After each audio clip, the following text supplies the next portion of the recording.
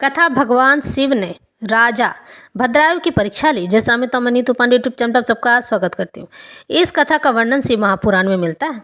कहते हैं कि भगवान शिव जब अपने भक्तों पर अति प्रसन्न हो जाते हैं तो उनकी परीक्षा लेने के लिए भी उनके पास जाते हैं, ताकि वह देख सकें कि मेरा भक्त आखिर कितना निष्काम है, यानी कि बिना किसी काम इच्छा के कितनी मेरी श्रद्धा से पूजा अर्चना करता है। भगवान शिव जब अति प्रसन्न हो जाते हैं ना, तो अपने भक्तों की परीक्षा लेते हैं। वैसे तो हमारे भगवान शिव एक लोटा जल और एक बेल्व पत्र से ही प्रसन्न हो जाते हैं। भगवान शिव को प्रसन्न करना कोई बच्चों का ही काम है।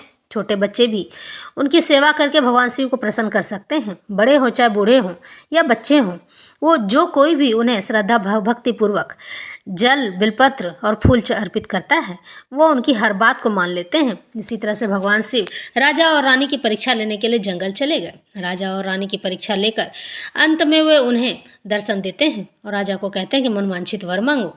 लेकिन राजा तो निष्काम था, यानी बिना काम इच्छा के था, वो किसी भी चीज़ को नहीं मांगना चाहता था। तो यह कथा आरंभ करते हैं। वैश्वनाथ अवतार का वर्णन करके नंदीश्वर ने द्विजेश्वर अवतार का प्रसंग चलाया।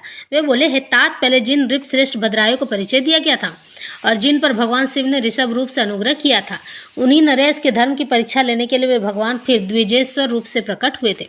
ऋषभ के प्रभाव से रणभूमि में शत्रुओं पर विजय पाकर शक्तिशाली राजकुमार भद्रायु जब राज्य सिंहासन पर बैठे, तब राजा चंद्रांगद तथा रानी सीमंतनी की बेटी सती साध्वी कीर्ति मालिनी के साथ उनका विवाह हुआ। किसी समय राजा भद्रायु ने अपनी धर्मपत्नी के साथ वसंत ऋतु में वन विहार करने के लिए एक गहन वन में प्रवेश किया।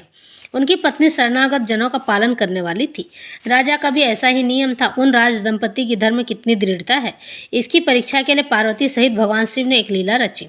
शिवा और शिव उस वन में ब्राह्मणी और ब्राह्मण के रूप में प्रकट हो गए।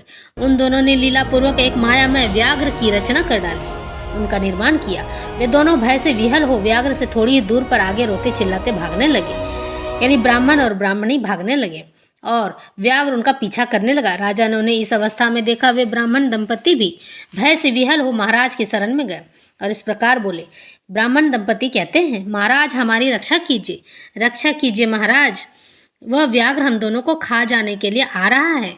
समस्त प्राणियों को काल के समान भय देने वाला वह हिंसक प्राणी हमें अपना आहार बनाए, इसके पूर्व ही आप हम दोनों को बचा लीजिए। उन दोनों का यह करुणा क्रंदन सुनकर महावीर राजा ने ज्यों ही धनुष उठाया तो ही वह व्याघ्र उनके निकट आ पहुंचा।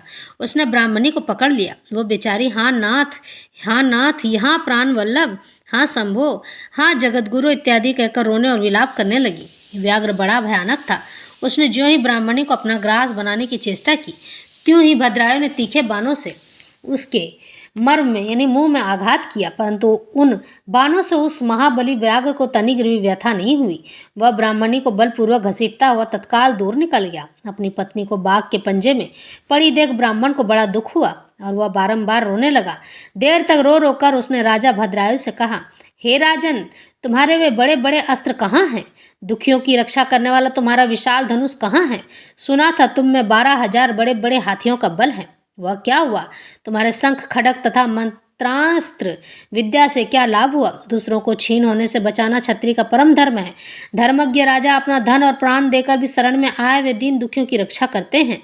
जो पीड़ितों की प्राण रक्षा नहीं कर सकते, ऐसे लोगों के लिए तो जीने की अपेक्षा मर जाना ही उचित है। ब्राह्मण इस तरह से राजा को धिक्कारने लगता है। इस प्रकार ब्राह्मण का विलाप और उसके मुख से अपने पराक्रम की निंदा सुनकर राजा ने शोक से मन ही मन इस प्रकार विचार करने लगा, अहो, आज भाग्य के उलट फेर से मेरा पराक्रम नष्ट हो गया है, मेरे धर्म का भी नाश हो गया है, अतः मेरी संपदा, राज्य और आयु का भी निश्चय ही नाश हो जाएगा। यूँ विचार कर राजा भद्रायु ब्राह्मण के चरणों में गिर पड़े और उसे धीरज बंधाते हुए बोले, हे ब्राह्मण, मेरा पराक्रम नष्ट हो गया है। हे महामते, मुझ क्षत्रिय धम पर कृपा करके शोक छोड़ दो दीजिए, मैं आपको मनोवांछित पदार्थ दूंगा। यह राज्य, यह रानी और मेरा यह शरीर सब कुछ आपके अधीन है। बोलिए, आप क्या चाहते हैं? ब्राह्मण बोले, राजा, अंधे को दर्पण से क्या काम? जो भिक्षा मांगकर जीवन निर्वाह करता हो वह बहुत से घर लेकर क्या करेगा? जो मूर्ख है उसे पुस्तक से क्या काम?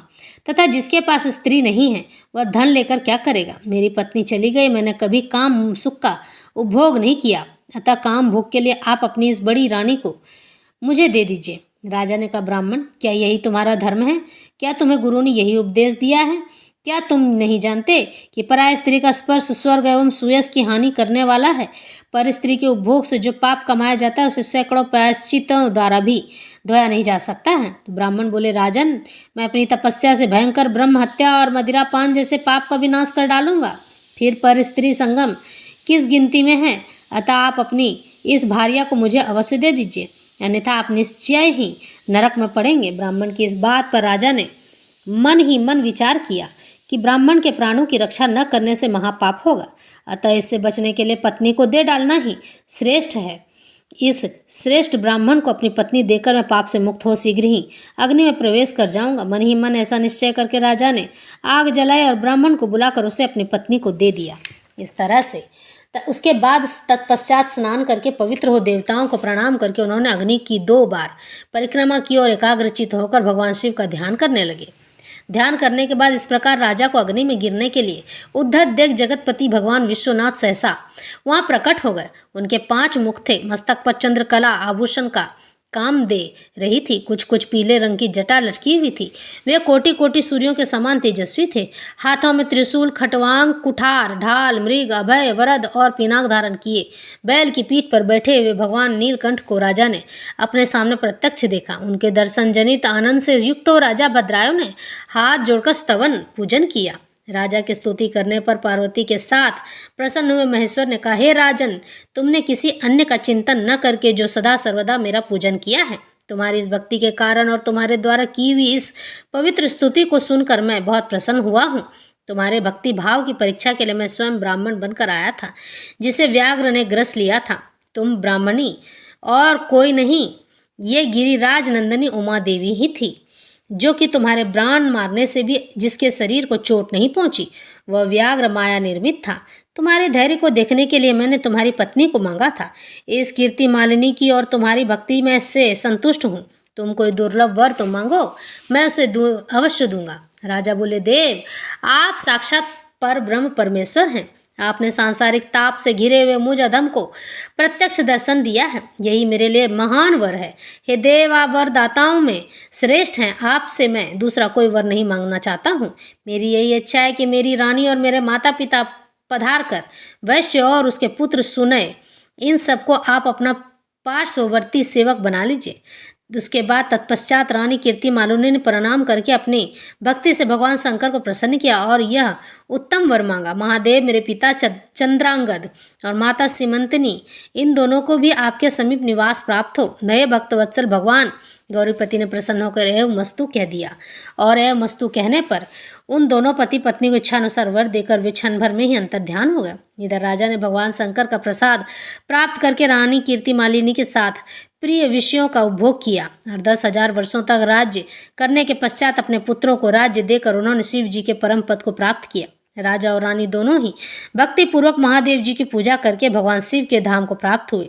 यह परम पवित्र पाप नाशक एवं अत्यंत गोपनीय भगवान शिव का विचित्र गुणानुवाद जो विद्वानों को सुनाता है अथवा स्वयं भी शुद्ध चित्त होकर पढ़ता है सुनता है, वह श्लोक में भोग ऐश्वर्य को प्राप्त करके अंत में भगवान के शिव धाम को प्राप्त होता है। इस तरह से भगवान शिव अपने भक्तों को की अति ही परीक्षा लेते हैं, लेकिन परीक्षा लेके वो जान भी जाते हैं कि मेरा भक्त कितना निष्काम है। इस तरह से यह कथा यहीं संपन्न करते हैं।